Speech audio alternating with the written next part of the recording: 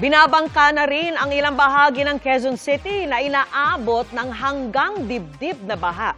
At nang humupa ang tubig, sandamakmak na basura naman ang naiwan, kung saan tinutukan live ni Mark Salazar. Mark!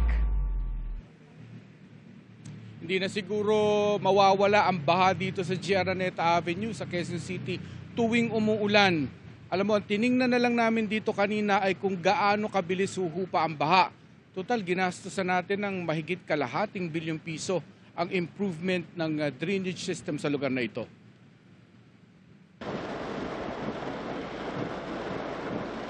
Bandang alas 10 ng umaga kanina, bumuhos ang napakalakas na ulan sa Quezon City. Sabi ng Pag-asa, nasa orange rainfall warning ang Metro Manila sa oras na iyon. Pero wala pa atang isang oras, hanggang dibdib na agad ang tubig sa NS Amoranto Street na kadugtong ng G. Araneta.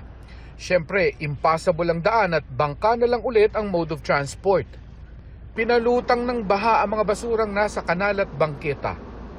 Dahil hindi na bago, alam na ng mga taga rito ang gagawin para tuloy pa rin ang buhay. Gaya ng mga empleyadong may baon ng garbage bag panglusong sa baha.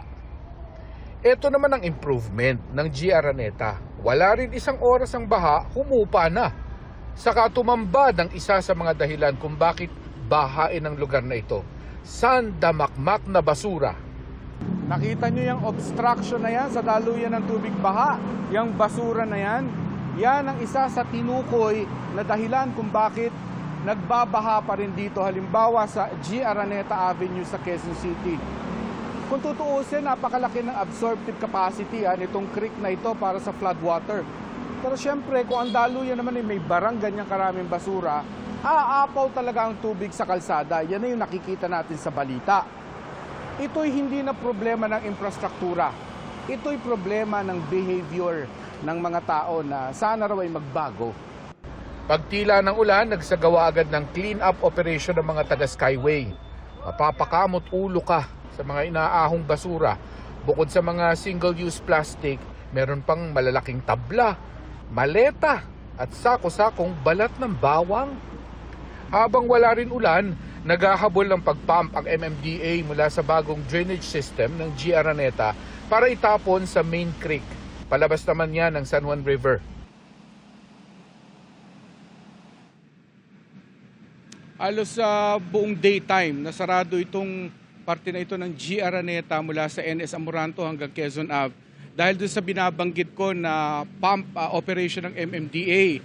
Kasi yung malaking tubo nila ay tumatawid sa kalsada. Kaya ang abiso natin sa mga motorista, basta umuulan na sa area na ito, kung maiiwasan nyo lang naman din ng G. Araneta, iwasan nyo na dahil malamang sa malamang ay magsasagawa ng panibagong pumping operation ang MMDA para bigyan ng fresh capacity yung drainage system sakaling bumuhos na naman ng malakas ang ulan. Vicky.